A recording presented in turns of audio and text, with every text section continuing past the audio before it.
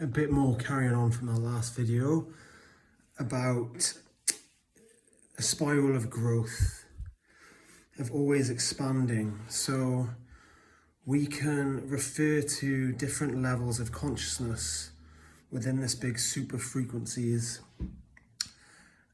to sort of identify like certain bandwidths, so to speak, within this big soup, this big gradient.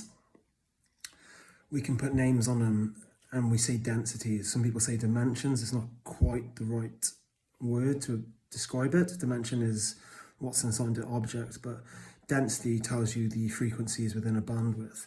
So 1D is the most basic consciousness you can have. It is crystals, minerals. They have no sense of self. It is purely, they just be, just pure awareness.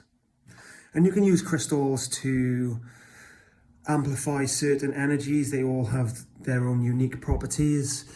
And you can use it with your intentions to amplify certain things. Some are for protection, some are for intuition you can amplify. Then you have what we call 2D consciousness, which is the plant kingdom and the animal kingdom. So they have a sense of awareness, but they don't really have a self-awareness yet. So they understand their place in the world and they understand their own kind, but they don't have a sense of self-awareness of who they are. Then you go to 3D, which is, for most people, this world we live in as a human, which is when the ego is developed, an identity, certain things you resonate with, and who you define, how you define yourself as a person. You then get 4D, which is a greater sense of the whole.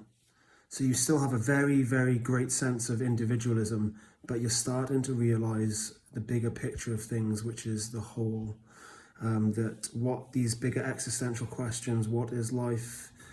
Why are we here? Is there something greater than us? You're starting to expand, which is where a lot of people are at. You then have 5D awareness, which is where I believe a lot of us are going now. It's the unknown.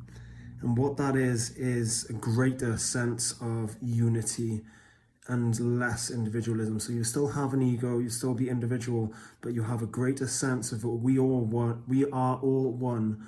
There is source, there is a God, and we all are part of the same, and we treat each other with respect because we know about the bigger picture. We have also integrated the lessons learnt in 3D of polarity, of why negative things happen, why positive things happen, and how we can align with either, and how we can learn from both. It's integrating. So each level integrates the experiences below it, so you can see from a bird's eye view everything below yourself. It's integration of everything learned, and that's where the spiral comes into play, the blueprint of the universe.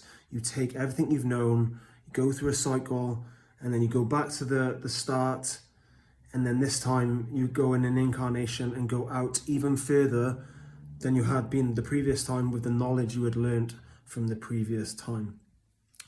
The thing where it becomes tricky is on Earth, there is a veil of forgetfulness as part of this experience. To help grow even more, you have to try and find yourself. You come in for the great challenge, and that veil of forgetfulness has been placed on this earth by the dark forces. It's a frequency net, and it's also through the systems that they have put in place over thousands and thousands of years to mind control you, to make you believe certain things, and then through those certain beliefs you manifest a certain reality, and you'll keep reincarnating into this reality because of your beliefs. When you go through to the other side, you take your beliefs with you on the other side. That's why it's very important to gain awareness and sovereignty, so when you do go to the other side, you have complete freedom to choose your next incarnation. 5D is, from what I understand, most of the universe. This is, to be in 3D, is an anomaly. It's not an anomaly, but it's a very small rarity in the universe. There are other 3D places, but this is one of the hardest ones. That's why it's so chaotic here. So 5D, we are now integrating the lessons here, and this is why we're going to go to somewhere new. We're not supposed to know it completely because it is a new level of awareness. It is like taking a cartoon in a newspaper. It's like taking the character out of that cartoon, peeling him out, and then placing him in 3D reality. It's a shock. He's never known this before. His awareness wasn't that expanded. He was part of 2D before, and now he's gone into 3D. You're not supposed to know. But the thing is, when it gets darker and darker here, it works against them. So this force, this dark force, this cabal, and what they serve as Luciferianism, is self-destructive. It's the opposite of source, which is continual growth. The dark energy is continual entropy until it self-destructs. So what will happen is people will gain, as it gets darker and darker, it does wake people up because they realize what is going on. This should not happen. So through their plans to get more and more control, it then also wakes more people up. And then it means that less people will incarnate here because they've gained a level of awareness, and they'll go to the next level, so to speak. So it is ultimately self-destructive, and that is why it has come into this point where there is different timelines of you can choose to exit now with your level of awareness, or if your soul believes you haven't had enough growth from 3D, you can continue on that timeline, the AI transhumanism agenda, to experience that and then take the lessons from that and then not go there again afterwards is probably what will happen to you. So ultimately, there will be no one going into that timeline because everyone's become aware of it, because it's become so dark. It is entropic. It will eventually snuff itself out.